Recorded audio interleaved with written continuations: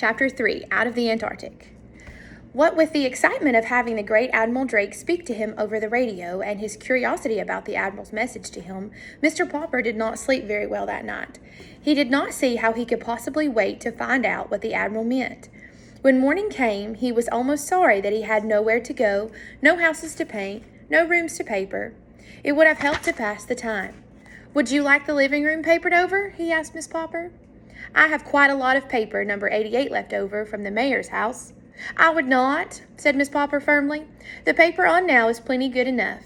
I am going to the first meeting of the Ladies' Aid and Missionary Society today, and I don't want any mess around to clean up when I get home."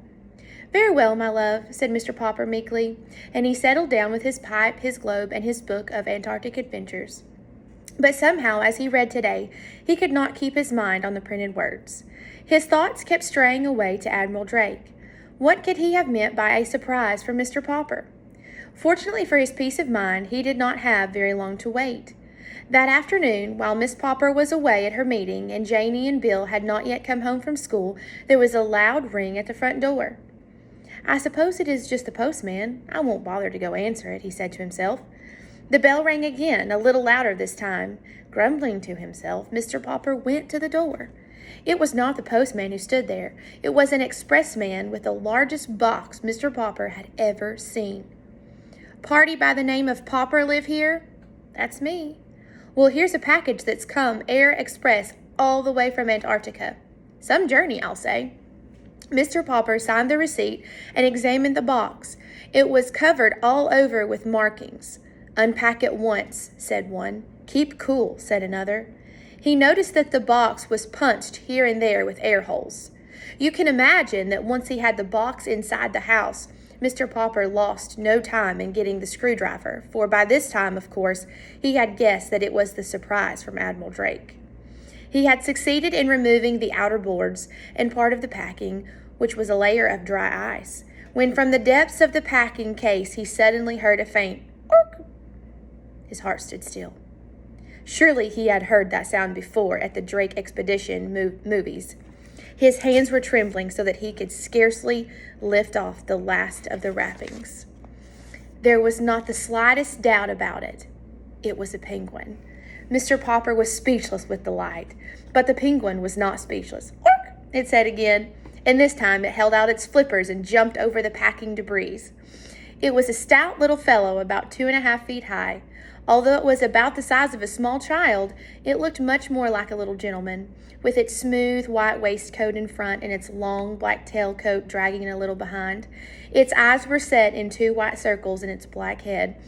It turned its head from one side to the other. At first with one eye and then with the other, it examined Mr. Popper. Mr. Popper had read that penguins are extremely curious, and he soon found that this was true, for stepping out, the visitor began to inspect the house. Down the hall it went and into the bedrooms with its strange, pompous little strut. When it, or he, Mr. Popper had already begun to think of it as a he, got to the bathroom, it looked around with a pleased expression on its face. Perhaps, thought Mr. Popper, all that white tiling reminds him of the ice and snow at the South Pole. Poor thing, maybe he's thirsty. Carefully, Mr. Popper began to fill the bathtub with cold water. This was a little difficult because the inquisitive bird kept reaching over and trying to bite the faucets with its sharp red beak. Finally, however, he succeeded in getting the tub all filled. Since the penguin kept looking over, Mr. Popper picked it up and dropped it in. The penguin seemed not to mind. "Anyway, you're not shy," said Mr. Popper. "I guess you've got sort of used to playing around with those explorers at the pole." When he thought the penguin had had enough of a bath, he drew out the stopper. He was just wondering what to do next when Janie and Bill burst in from school. "Papa," they shouted together at the bathroom door, "what is it?" "It's a South Pole penguin sent to me by Admiral Drake." "Look," said Bill, "it's marching." The delighted penguin was indeed marching. With little pleased nods of his handsome black head, he was parading up and down the inside of the bathtub.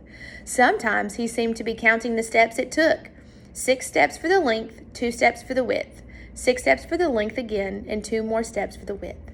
"For such a big bird, he takes awfully small steps," said Bill. "And look how his little black coat drags behind. It almost looks as if he were too big for him." said Janey. But the penguin was tired of marching. This time, when it got to the end of the tub, it decided to jump up the slippery curve. Then it turned, and with outstretched flippers tobogganed down on its white stomach. They could see that those flippers, which were black on the outside like the sleeves of a tailcoat, were white underneath. "Cook, cook," said the penguin, trying its new game again and again. "What's his name, Papa?" asked Janey. "Cook, cook," said the penguin, sliding down once more on his glossy white stomach. "It sounds something like Cook," said Mr. Popper. "Why, that's it, of course. We'll call him Cook. Captain Cook."